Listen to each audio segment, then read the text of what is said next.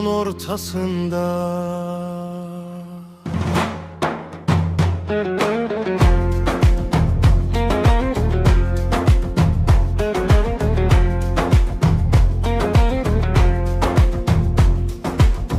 Biraz yorgun sabahlar, biraz köhne hatire, tələsirik hər zaman çatmadığımız mənzilə.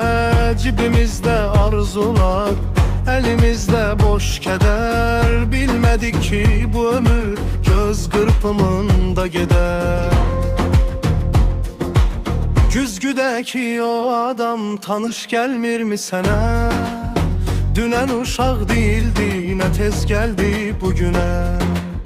Həyat gah enişdir, gah yoxuş, bəzən qəfəsdir bura, bəzən azad bir uçuş. İtirəndə anlayırıq hər anın dəyərini. Yazırıq bu tarixin həm ağın, həm qarəsini. Gül keç, ağla keç, amma mütləq sevib keç. Bu dünyadan kimsə sağ çıxmayacaq heç. Dost dediğin uzaqdan əl elib ötüşür. Payız gəlir, arzular yarpaq kimi tökülür. Dünənki səhvlərimiz bugün bizə dərs olur. İnsan yaşad olduqca sükutu daha çox sevir. Nə qızılın mənası, nə şöhrətin rəngi var. Sonda bir xoş xatirə, bir də soyuq daşlar var. Yavaş yürü bu yolu, qaçmağa ehtiyac yox. Həyat elə bulandı, sabahın sualı çox. Sakitcə nəfəs al, şükür et hər nəfəsə. Həyat gözəl nağıldır, qulaq asan hər kəsə. Həyat gah enişdir, gah yoxuş, bəzən qəfəsdir bura, bəzən azad bir uçuş. İtirəndə anlayır hər anın dəyərini.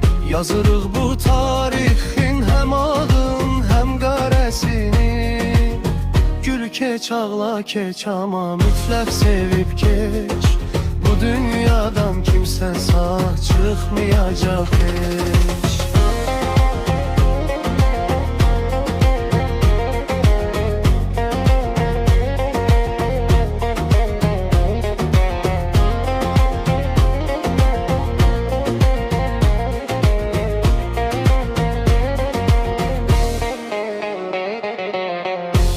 Gah enişdi, gah yoxuş, bəzən qəfəsdir bura, bəzən azad bir uçuş. İtirəndə anlayırıq hər anın dəyərini.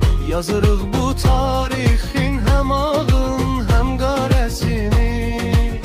Gül keç, ağla keç, amma mütləq sevib keç. Bu dünyadan kimsə sağ